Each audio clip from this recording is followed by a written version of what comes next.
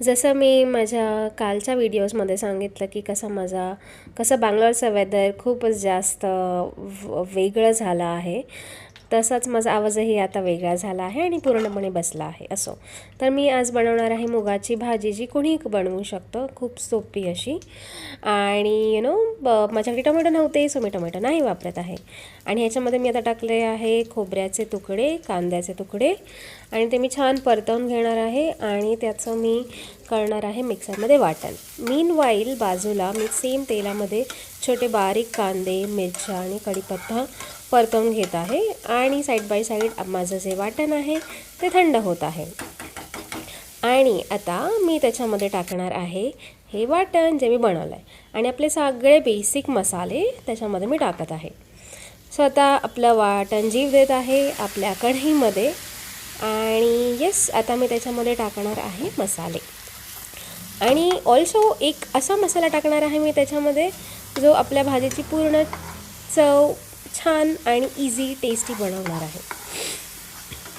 So माझी furfur नाकातली चालू आहे, ती जरा सहन करा.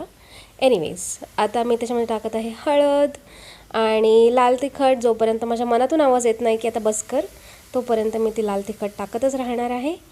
आणि त्याच्यानंतर मी टाकणार आहे ह्याच्यामध्ये एकदम थोडासा गरम मसाला. आणि गरम मसाला झाला की त्याच्यामध्ये मी टाकत आहे थोडीशी धणेजिरे पूड, थोडीशी म्हणजे थोडी जास्तच. आणि हा गेला आहे आपला स्पेशल मसाला, जो आहे चिकन मसाला. आणि आता आपण त्यालाही छान असं परतवून घेणार आहे. मीठ टाकलं आहे मी, आणि येस, थोडंसं एकदम पाणी घालायचं, एकदम थोडंसं, आणि त्याला मी छान परतवून घेणार आहे. जोपर्यंत ते परतत आहे त्याच्यावरती मी ठेवत आहे एक डिश.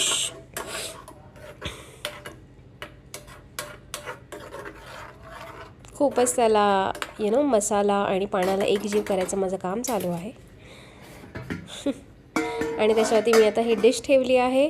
आणि हे आहे मी झेप्टोवरून मागवलेले 200 ग्राम्सचे मूग, भिजवलेले मूग, स्प्राउटेड मूग जे काही आपण बोलू, ते मी धुवून घेतले आहे त्याच्यातच. आणि ते आता मी ह्या मसाल्यामध्ये टाकणार आहे. तुम्ही बघू शकता पूर्ण तेल सुटलं आहे, तेल आणि मसाला असा सेपरेट झाला आहे. तर ते जोपर्यंत होतं तोपर्यंत ती डिश ठेवायची. आणि ते एकदा झालं की त्याच्यामध्ये आपले जे स्प्राउटेड मूग आहे ते टाकायचे. That's it. सर्वात इझी, कुणीही बनवू शकतं अशी मुगाची भाजी. बंगलोर असो व महाराष्ट्र, तुम्ही कुठेही बनवू शकता.